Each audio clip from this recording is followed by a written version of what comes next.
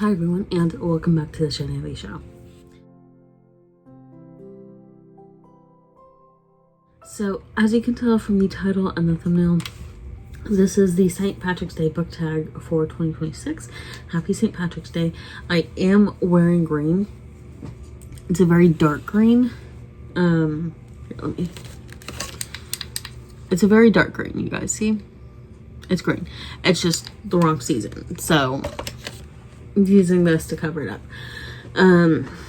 So this is the first official, quote unquote, I've repeated book tags before, but I'm kind of starting to make a series out of this, like repeating book tags.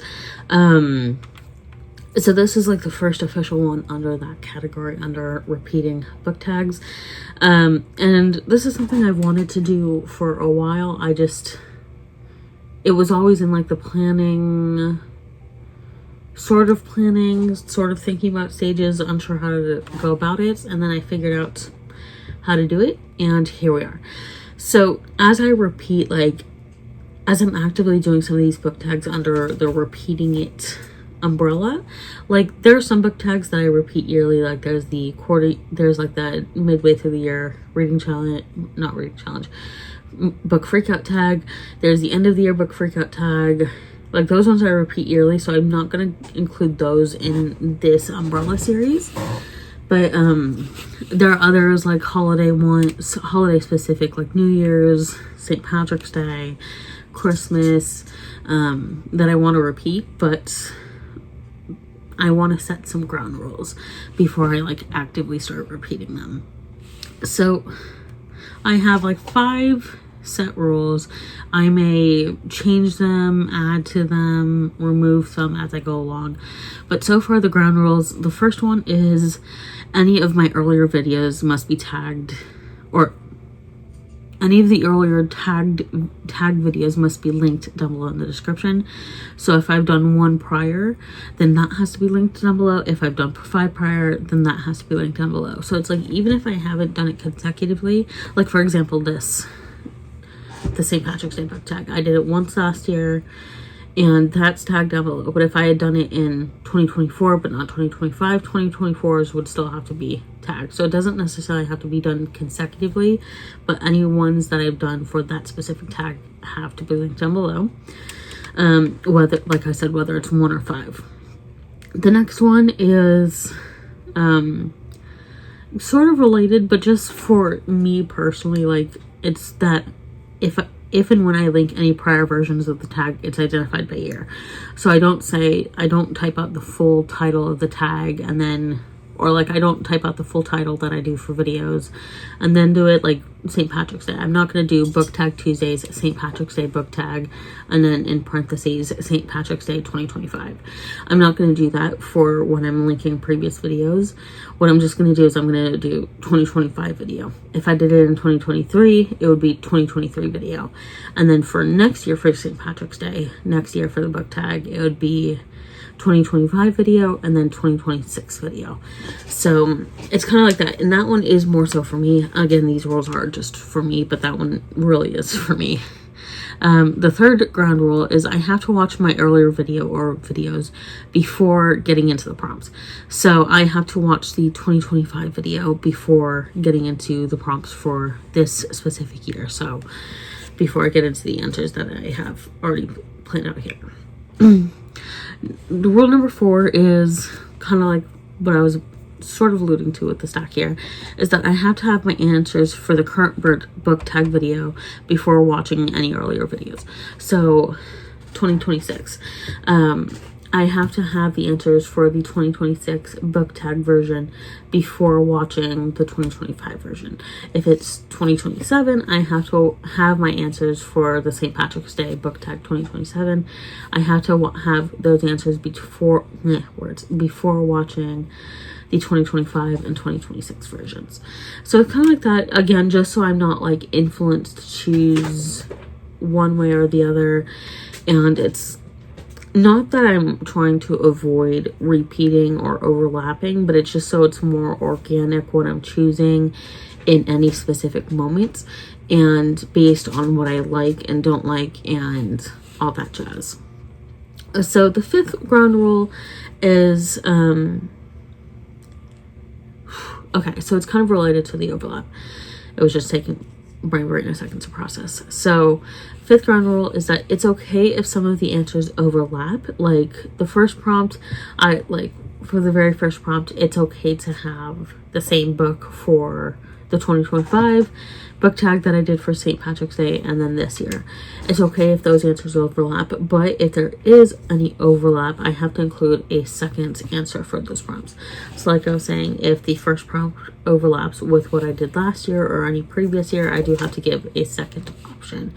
I don't have to give more than a second option, but I just have to include a second option. So with all of that said, sorry, I had to take a drink of water. With all of that said, I'm going to watch my book tag real quick. I'm going to pause you, just because this is linked down below in the description.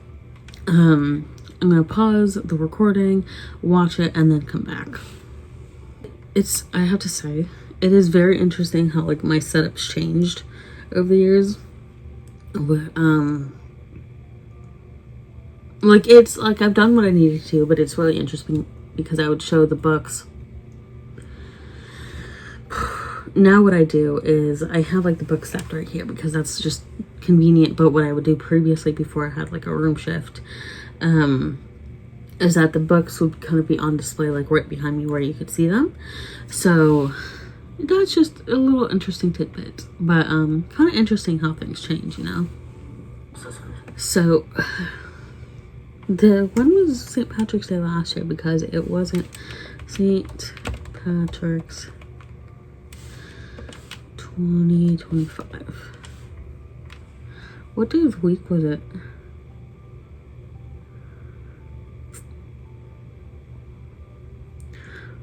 What day of the week was St. Patrick's Day? What day of the week was... I mean, I could look. Oh, it was on a Monday. Okay. So not too far off. And I was wearing green in the video, so we're good. Okay, so I did it the week after St. Patrick's Day. So like last year, 2025, it was on a Monday. I didn't do it the immediate following Tuesday, so I didn't do it on the 18th. I guess I did it on the week after. I wasn't intending for this to be a reaction, but I kind of like talking about it. What is that? I wonder what that one book is. We'll see it in a minute.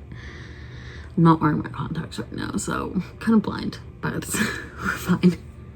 Okay, so for the first prompt, I am safe. I did The Hobbit last year,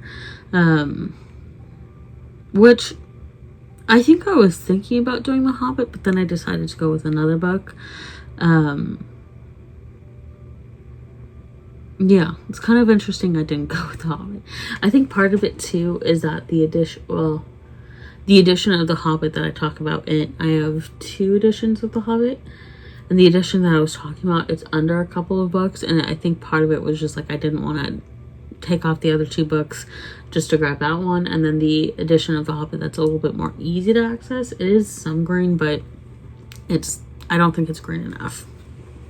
So I'm just skipping through the rest of it just to kind of see what the prompts are or what my answers are. With the second prompt, I am also safe. I did Black Cake by Charmaine Wilkerson. I need to reread that.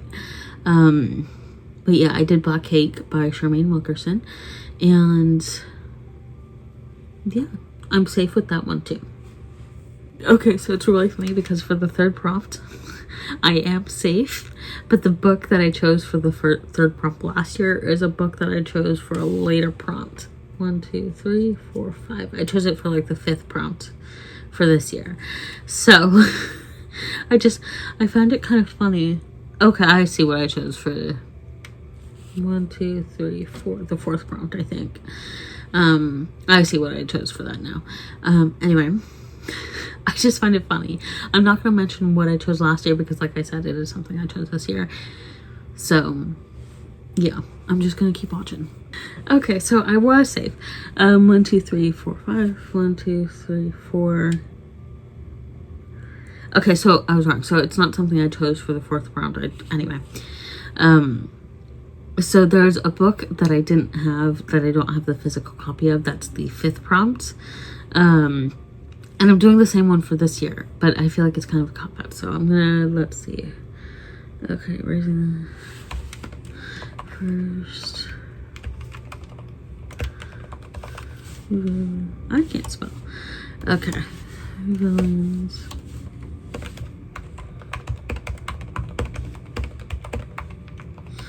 Okay.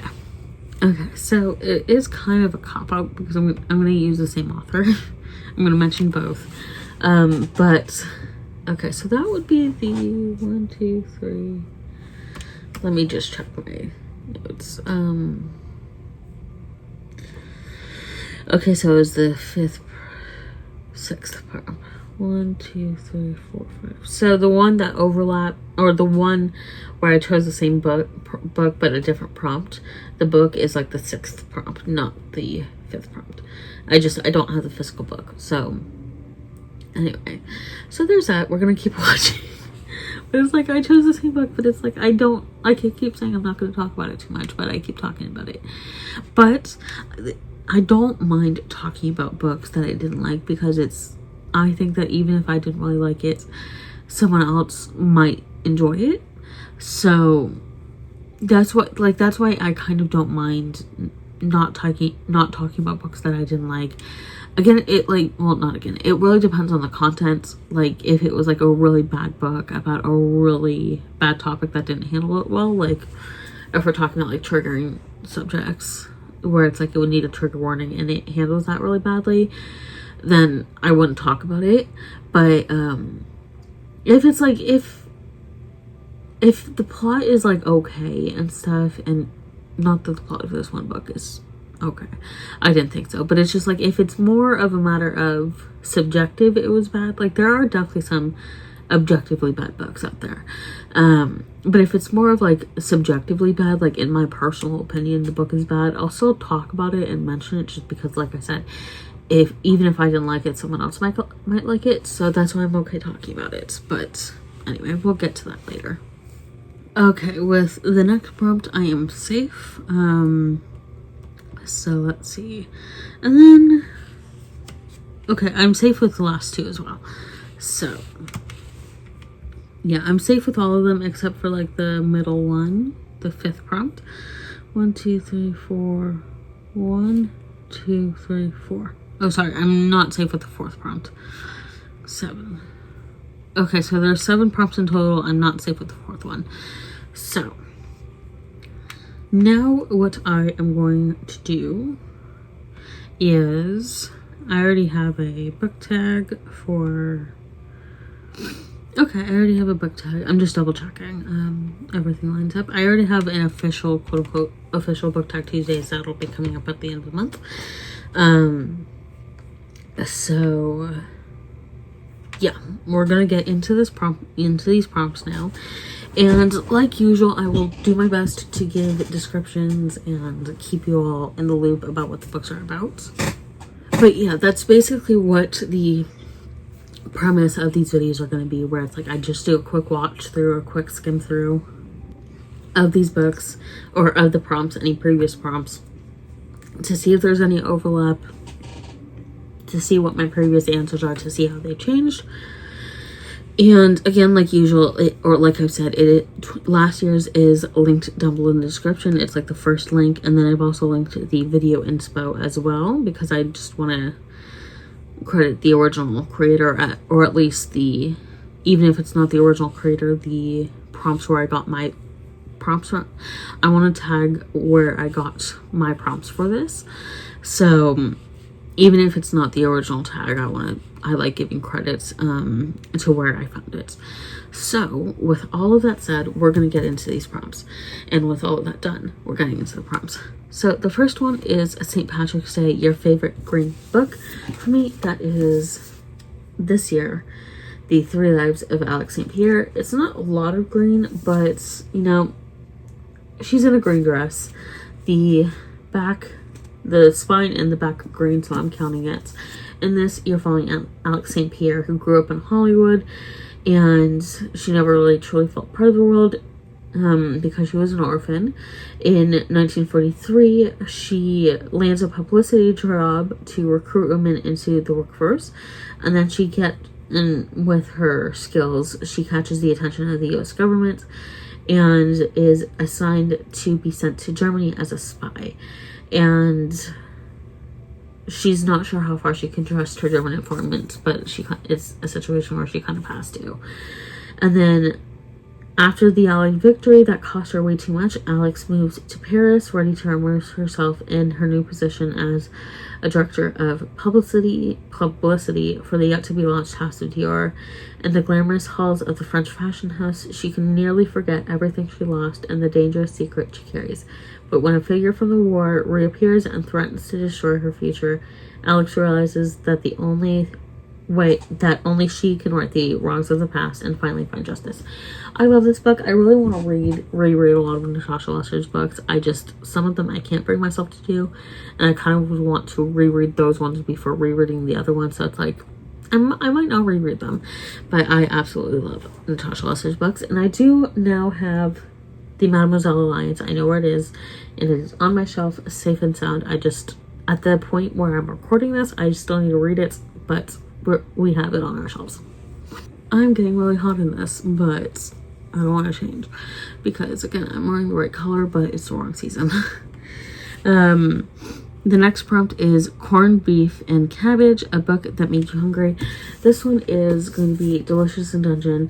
As of when I'm recording this, I only have the first 3 volumes and then the Adventurer's Guide. So just needed to clear a message. In this one, you're following basically a D&D party, and they had to recoup on the surface because they lost one of their party members to a dragon, and 2 of their party members leave after that, and they're trying to go find their... Okay, so they're going back into the dungeon, but they have no money, no supplies, and so they're having to figure out how they can survive with no money and no supplies. I'm not going to give you more detail than that because you really just have to read it and then also watch the anime, because the anime, it was really fun. And we're getting a 2nd season soon, hopefully. I'm not sure when. The next prompt is Four-Leaf Clover, a book or item that was a rare good luck find. For me, I'm gonna go with a book, and it is The Perks of Being an S-Class Heroine. I got this at Animax with 2024, and honestly, like, did I get this at Animax? Yeah, I did.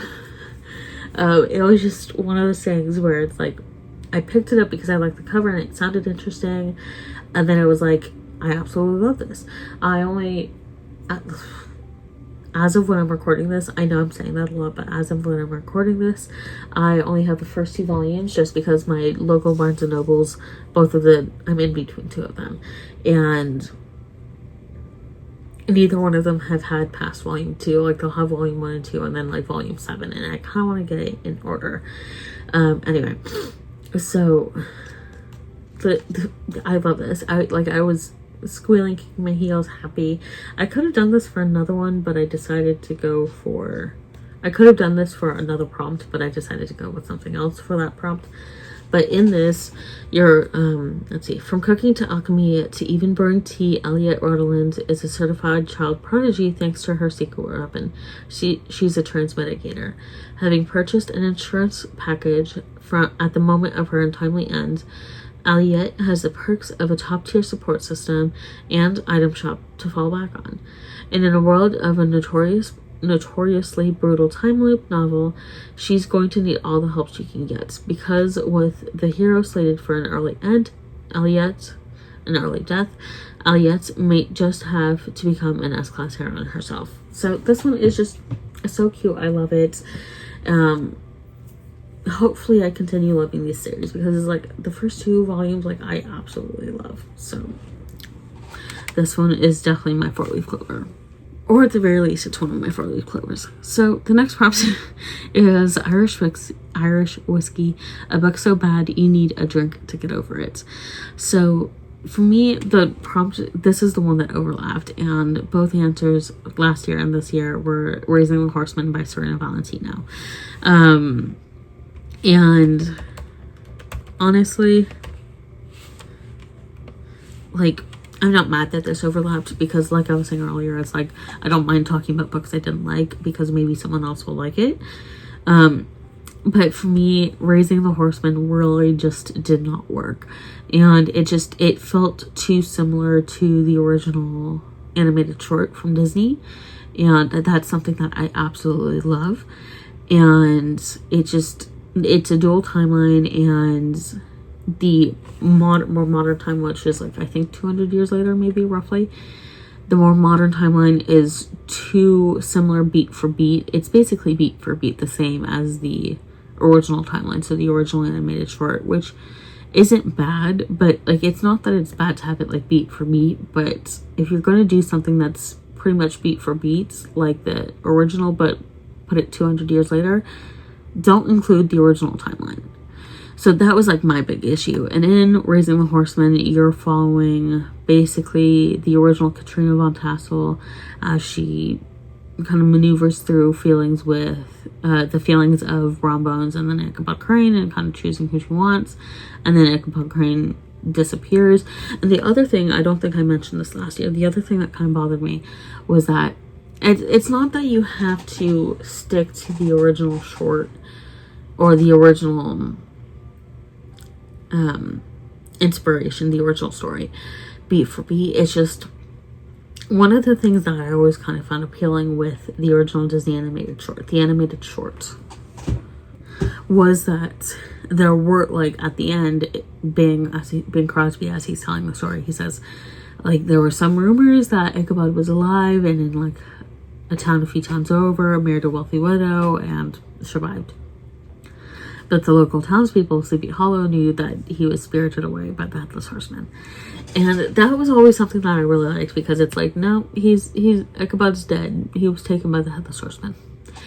And I get that in Raising the Horseman, like, you kind of need the horseman still there, and if he has a head, he doesn't need to be there.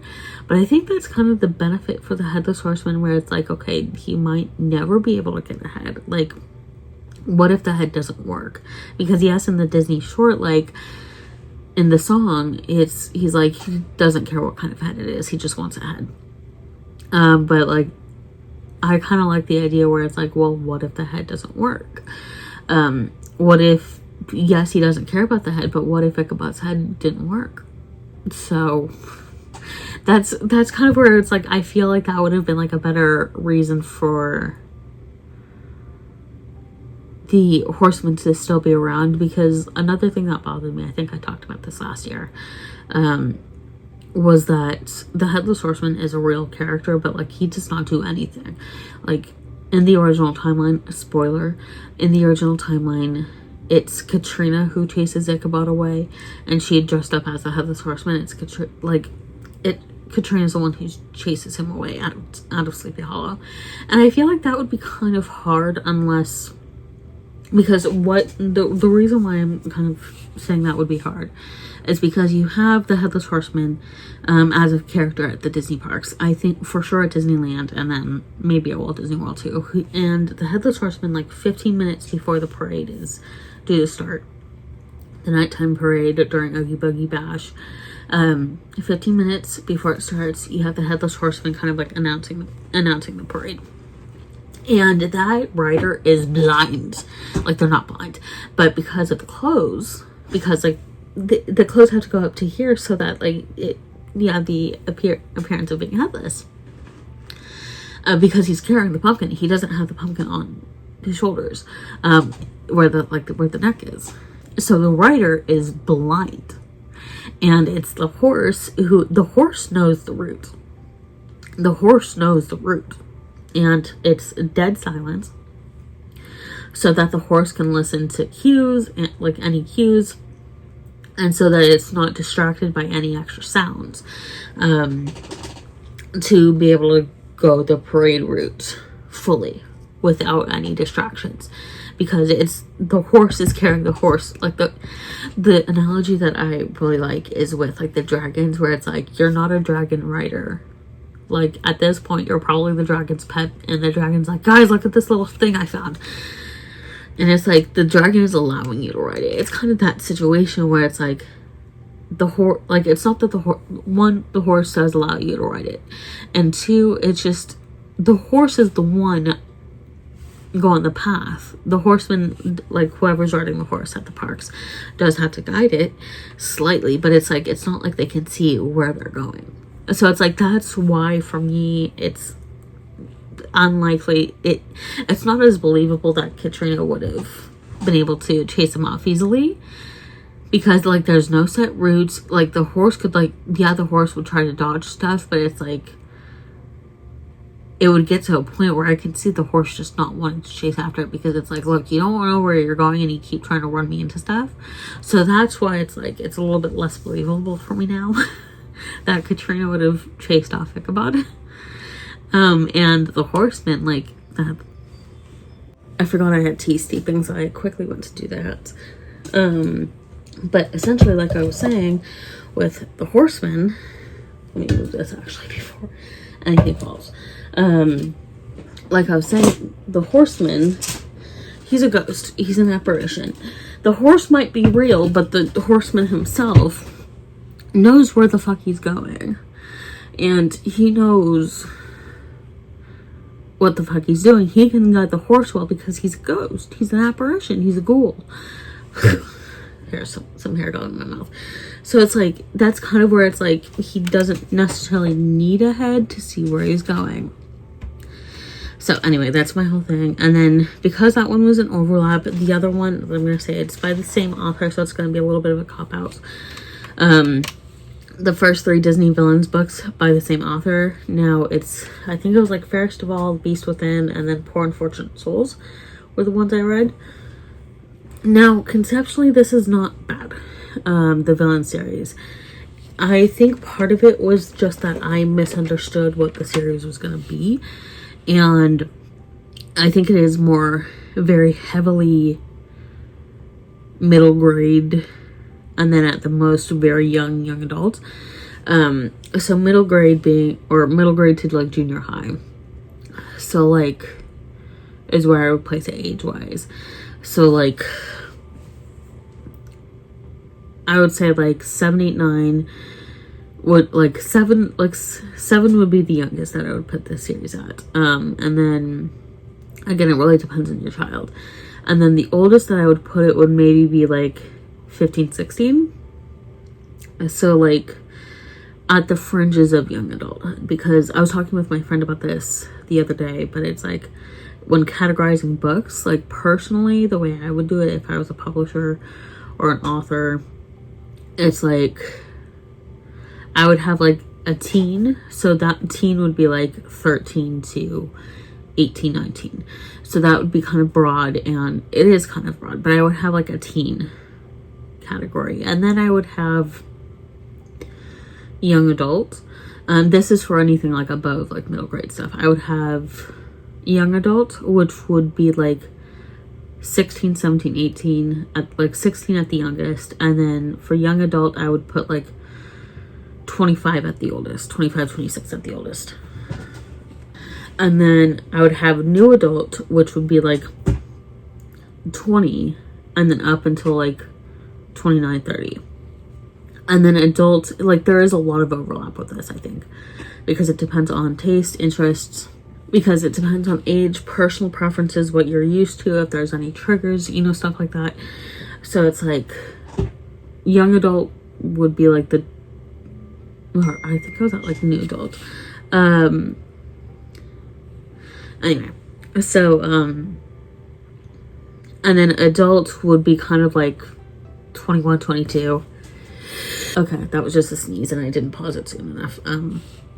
But like there's a lot of overlap. So like adult would be like 21, 22, 23 and up. So there's a lot of overlap with the age ranges. That's what I would do. And kind of like in that vein, that's why I was saying that the villain series would be kind of like 789, sort of middle grade, not really fully middle grade, but sort of middle grade, 789, and then going into like the junior high ages, so 10, 11, 12, 13, and then maybe like 15, 16 at the oldest.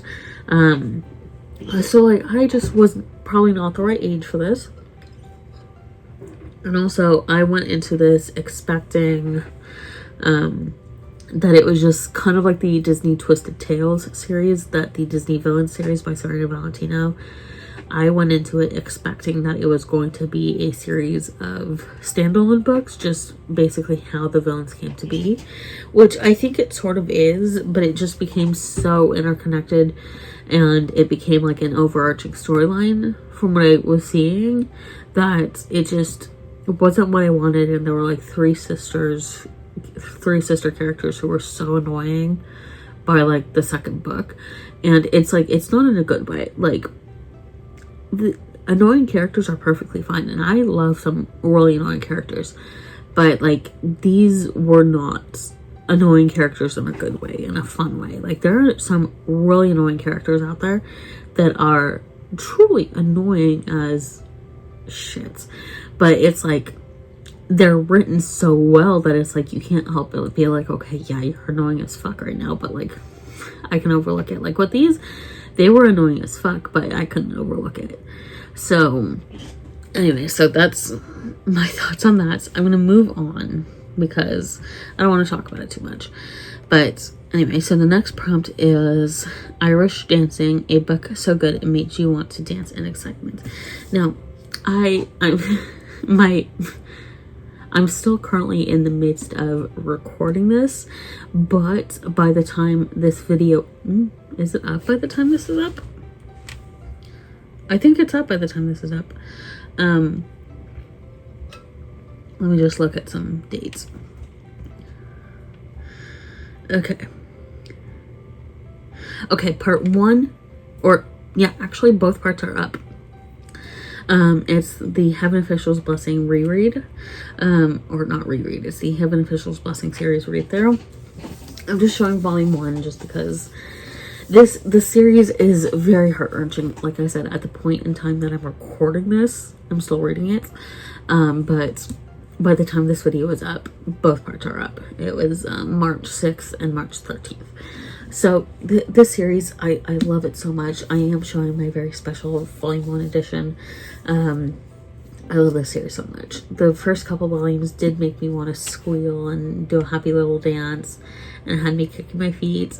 I wanted to dance in excitement, and I'm sure by the end of it I want to do the same thing. But right now I'm kind of in the midst of it, and it's so heart-wrenching, and the artwork is so gorgeous. In this, you're following a god, Julien. He was the crown prince of Gianla in his lifetime, and he is renowned for his beauty, strength, and purity, and due to his years of dedicated study and noble deeds, he was allowed to ascend to godhood. But those who ascend may also descend. So he fell from godhood, and then he ascended 2 other times. And we're currently following or when you're reading this, you're following his 3rd ascension. And you do get some flashback scenes to the previous ascensions. But this, my baby, I love him so much. I know they're happy at the end. I needed everyone to be happy, okay? I needed everyone to be happy. Now, the next prompt is Ireland, a book that made you want to travel to another country. And for me, this is the one that overlapped with a previous prompt, but because it didn't overlap on the same prompt, I didn't have to choose a second one. And that for me is Fate Be Changed by Farah Roshan. This is one of the Disney Twisted Tales, and I will say this time and time again, whenever I talk about the Disney Twisted Tales, you do not need to read the synopsis. Do not read the synopsis for the Disney Twisted Tales. Just go based off of the question on the cover and on the back.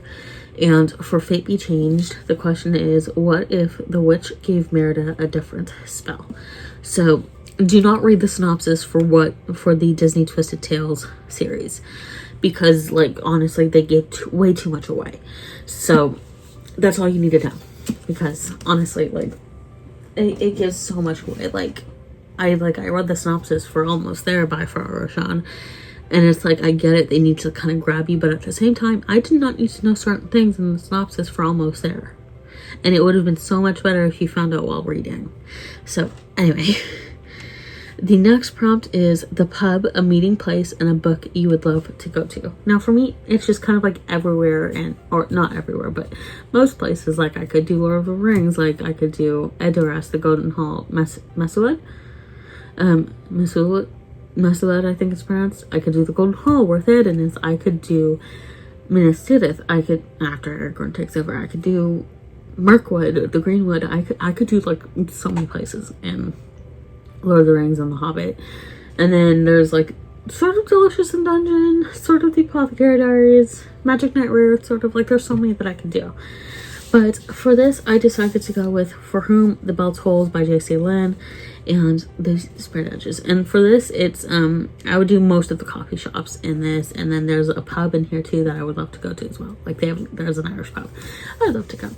So in this, you're following Lily, and in this, she's passed away and she isn't thrilled with her arrival in the afterlife, but what awaits her there is more fantastical than she could have ever imagined.